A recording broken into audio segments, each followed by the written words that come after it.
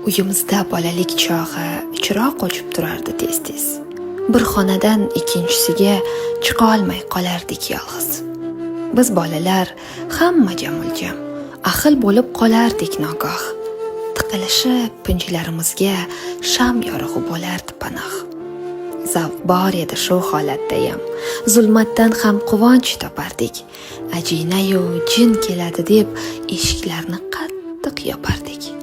Ko'zlarimiz yonib, pirillab, mitti nurga tikilardik jim. Nafasini ichiga yutib, so'z deya olmay qolardi hech kim. Ko'p o'tmay uyimiz birdan chiroq yonib nurga to'lardi. O'sha chiroq o'chgan damlarim o'zgacha bir zavqli bo'lardi.